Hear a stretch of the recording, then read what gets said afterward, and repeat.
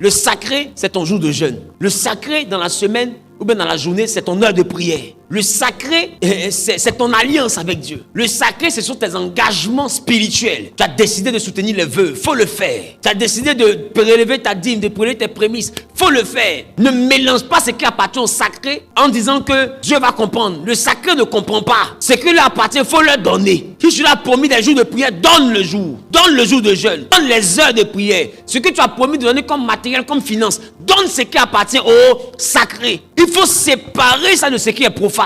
Dans le monde des ténèbres, on se crée des problèmes parce qu'il a dépensé tout, même l'argent des bœufs. On lui a dit chaque 3 mois, il faut venir un bœuf. Et après, il veut que les génies comprennent. Oh, les génies, s'il y a quelque chose qu'ils ne comprennent pas, c'est l'absence de son bœuf. Il veut tout comprendre. Mais pourquoi son bœuf n'est pas là? C'est bœuf là seulement qui peut lui expliquer pourquoi il n'est pas là. Ils n'ont pas le temps de se poser des questions. Les esprits ne réfléchissent pas trop. Et quand tu sais que ta force vient de ton spirituel, non, ce qui est spirituel là, tu ne joues pas avec. Donc, en réalité là, tu peux te passer de tes causeries inutiles, hein, tes amis qui peuvent t'empoisonner demain. Là. Tes amis qui te torpillent là, tu peux te passer de tes causeries inutiles.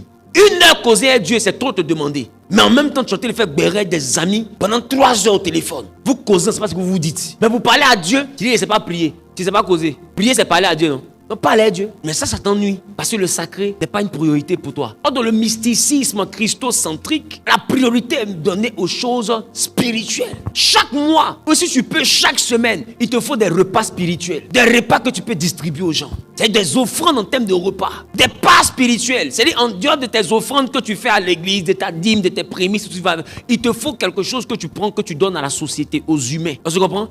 Mais pas de pécunier, pas d'argent.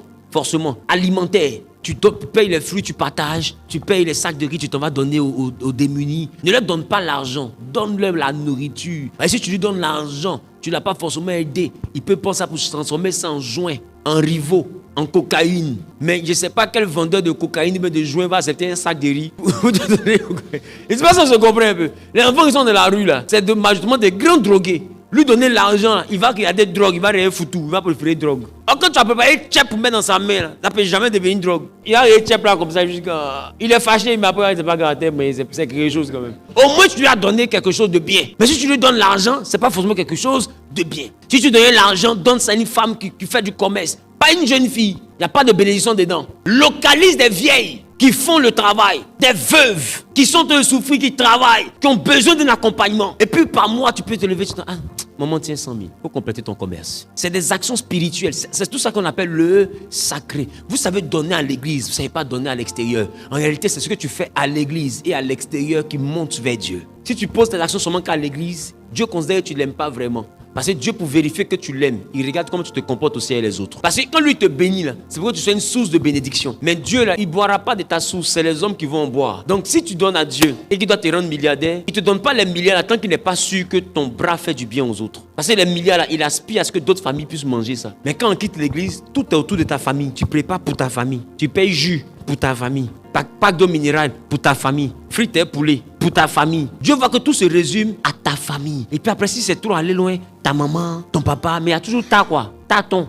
Les pronoms possessifs là. C'est toujours quelque chose qui est lié à toi. Il n'y a pas d'étranger. Oh, il a dit, je te bénirai. Il dit, toutes les nations de la terre et les autres familles seront bénies en toi. Mais toi, seul, ta famille mange une bénédiction. Dieu n'ira pas plus loin avec toi. Si ce que Dieu te donne, ça sert seulement car tout ce qui est pronom possessif qui t'appartient, il n'ira pas plus loin. Pour que Dieu aille plus loin, tu dois lui montrer que tu es prêt à l'exercice de devenir une source de bénédiction. Donc quand il te bénit, c'est parce que tu as fait des offrandes, tu as jeûné, tu as prié. Mais quand il commence à ouvrir des portes, que tu prélèves ta dîme et que tu donnes ta dîme, dans le reste là, montre à Dieu que ça peut couler. Qui comprend ce que je te le dis? Montre à Dieu que tu peux être une source. Une source là, elle laisse couler. Et pour laisser couler là, tu fais un petit budget en dehors de ton offrande, en dehors de ta dîme. Il faut un budget dans ce que tu as pour les choses sacrées. Et Dieu te va partir à l'orphelinat. Parce que tu te sens debout. Vous savez que tu as eu un petit jeton, un petit 5 millions. Tu as donné ta dîme 500 000. Tu as 4 500 000. Bon, c'est encore un peu... C'est quelque chose quand même. Pour montrer à Dieu que ça peut couler, tu ne prends pas tous les 4 500 000 pour aller débrouiller dans ton compte. Qu'est-ce qu'il a fait de ma vie? Sache que tout ce que Dieu te donne, il aspire que tu deviennes une source. Donc il faut te demander dans les 4 500 000 qui restent là, qu'est-ce qui doit couler? Tu peux enlever 100 000 ou 200 000 dedans. Et puis tu t'en vas. Dans tes balades, c'est un budget, c'est une enveloppe. On appelle ça enveloppe source. C'est qui va couler. C'est pas de la gentillesse, c'est la continuité de ta spiritualité. Ce n'est pas de la bonté, c'est un exercice purement spirituel. Pour montrer à Dieu que s'il te rend milliardaire, ça a coulé encore plus. Et quand Dieu voit que tu as une main qui donne comme ça, La Bible dit qu'il donne à l'excès ne fait que s'enrichir. Parce qu'il voit que ça coule. Et puis si ça coule, il va te bénir. Parce qu'il sait que quand les gens sont en train de prier parce qu'ils ont faim, tu deviens la réponse à leur prière. Tu leur envoies à manger. Quand les gens sont en train de prier comment agrandir leur commerce, tu deviens la réponse. Tu donnes un financement à celle qui n'a personne pour l'aider. Alors Dieu va commencer à te bénir parce qu'il sait que quand les gens prient, il peut compter sur toi pour exaucer. Parce que la réponse à la prière d'un homme, c'est l'apparition d'un homme. Et cet homme-là doit avoir un cœur pour les autres, pour que Dieu sente que si jamais il te bénit puissamment, ta main sera une bénédiction pour les autres. Est-ce que vous comprenez ce que je suis en train de dire? Donc c'est un exercice du sacré. Donc donner à l'église, c'est une bonne chose pour le début de ton exaucement. Mais donner qu'à l'église, c'est la source de ta pauvreté. Tu as donné un peu trop. Tu dois faire ce que tu fais sans oublier ce que je te dis de faire. C'est pourquoi je vous ai déjà enseigné ici sur les porteurs de grâce. Qui se rappelle de ça? Des personnes externes à qui vous devez faire du bien. Vous devez les localiser et leur faire du bien. Parce que de ça dépend la dimension source. Il dit, je te bénirai. Je te bénirai parce que tu poses des actions dans ma maison. Mais je rendrai ton nom grand. Et puis il dit, tu seras une source. Donc quand Dieu te bénit, il te regarde. Est-ce que tu arrives à devenir une source? Oh, la dîme, il dit quoi? Mets-moi à l'épreuve et tu verras si je n'ouvre pas les écuries des cieux. D'accord? Tu ne veux pas descendre sur toi la bénédiction en abondance. Donc ce sont des actions qui déclenchent ce qu'on appelle je te bénirai. Mais je te bénirai, c'est le premier niveau. Il dit je te bénirai. Mais quand je te bénis, je rends ton nom grand et tu deviens quoi? Une source de bénédiction. C'est le troisième niveau. Et c'est quand tu deviens une source de bénédiction que Dieu part avec toi à un autre niveau. Des fois, vos dîmes, vos prémices, vos sacrifices que vous faites à l'église, ça ne donne pas de fruits parce que vous êtes bénis. D'accord. Vous avez posé l'action de bénédiction. D'accord. Mais l'action qui fait de vous une source, cette action n'est pas posée. Donc quand vous sortez de la maison de Dieu, vous ne devez plus rien à personne. Votre argent est pour vous. Voyez, tu estimes que dans mon argent, il y a la part de Dieu. Il n'y a pas que la part de Dieu. Il y a la part de Dieu. Il y a ta part. Il y a la part des autres. C'est la part des autres, c'est ça qu'on appelle source. C'est ce qui va couler pour aller dehors. Qui comprend ce que je suis en train de dire? Mais toi, tu estimes que quand tu as fini de prélever ta dîme, de prélever ton offrande, tu ne dois plus rien à personne. Le reste, ça c'est pour toi et ta maison. Non, c'est ce qui crée ta misère. On se comprend? Donc, à la fin du mois, ou bien lors de tes entrées, tu te planifies seulement que sur ce que tu dois donner à Dieu et puis ce que tu dois prendre pour bâtir ta vie. Non.